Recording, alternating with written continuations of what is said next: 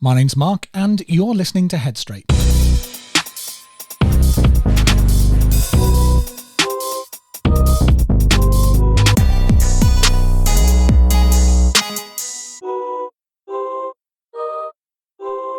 Hello everyone and welcome back. Now this episode is just a wrap up of the first season of the Headstraight podcast. So let's take a moment to reflect on everything that we've covered.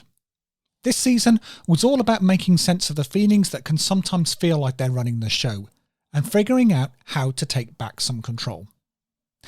We started with the foundation, self-worth, looking at those nagging thoughts of not feeling good enough and broke them down piece by piece, how they're often rooted in comparison, impossible standards or voices from the past. More importantly, we talked about how to challenge those beliefs and start shifting towards a healthier way of seeing yourself.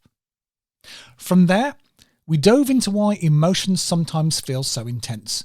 We learned that your brain isn't fully developed yet, which means those strong feelings of anger, sadness or fear can easily take over.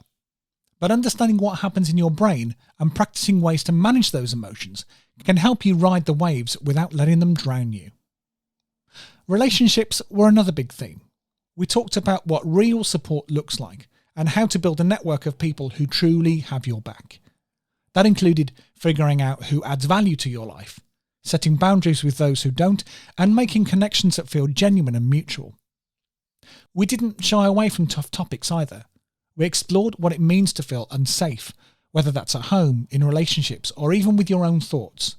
You learned how to identify what's making you feel that way, create distance where possible, and reach out to trusted people for support. Most importantly, we reinforced that your safety and well-being are not negotiable. Decision-making was another big one. We explored how to recognise patterns behind the choices you regret and how to make small steps towards better decisions. It's not about perfection. It's about understanding what drives your choices and making ones that help you move forward, even in a small way. And then there was the messy stuff, like why we sometimes hurt people that we care about. We talked about the baggage that we carry, how it spills out when we don't deal with it, and how to take responsibility without beating yourself up. Breaking those cycles isn't easy, but getting a better understanding of them is the first step. We also tackled the guilt that comes with wanting attention. You learned that needing validation is human and that it's okay to ask for connection in a healthy way without shame or fear. Owning your needs and expressing them openly is a strength, not a weakness. And finally, we ended with a focus on taking control of your mental health. Not in a way that promises overnight fixes, but by breaking down things into small, achievable steps. Progress isn't about doing it all. It's about doing something, even on the tough days. Little wins add up, and every step forward is proof that you're capable of more than you think. This season wasn't about solving every problem or being perfect. It was about understanding yourself better, challenging unhelpful patterns, and finding ways to keep moving forward. Wherever you are in your journey, I hope that you feel a little bit more equipped, a little bit more empowered, and a little more ready to handle what's ahead. So, thank you for joining me on this journey through understanding emotions.